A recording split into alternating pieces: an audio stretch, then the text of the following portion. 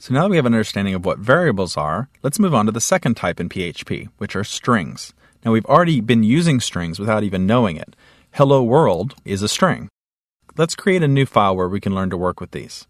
I'm going to do that by simply doing a save as on my variables file and put it in my PHP sandbox. And I'm just going to call it strings. Now you could do the same thing by using the basic.html file we created. I'm just going to change the title to strings. And I'm going to go ahead and take everything that's inside these PHP tags out so that I'm ready to work. I've got PHP tags to work with, and I'm ready to start working with strings. Now, as we saw earlier, we had a simple string, which was just hello world. And that's a nice, simple version of a string, and we echoed it to the browser. We saw that we can also include HTML in that as well and put BR tags in. So strings can contain HTML. Strings can also be denoted by single quotes. So we can have hello world. And we've also already seen that strings can be assigned to variables, and we can have my variable equals hello world.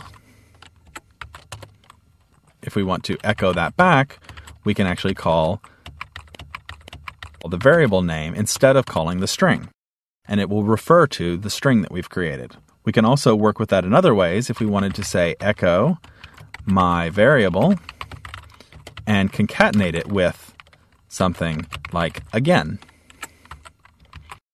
We have a feel already for what that will do if we bring it up in our browser. It will echo the variable, the value, hello world, and concatenate it with again. Those are concepts we've already explored.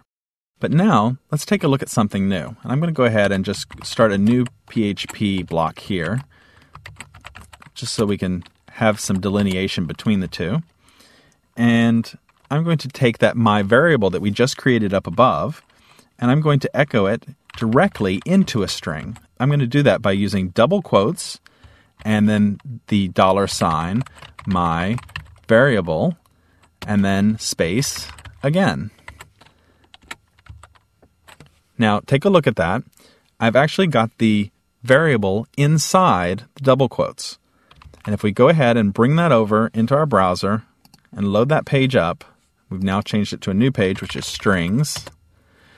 You'll see that we got hello world again with the period as the last one. Now, we didn't have some line breaks in there we're missing. We know how to fix that. We could just as easily have echo with another line break in there.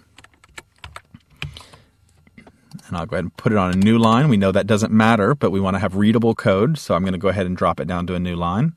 So what's happening here is it's replacing the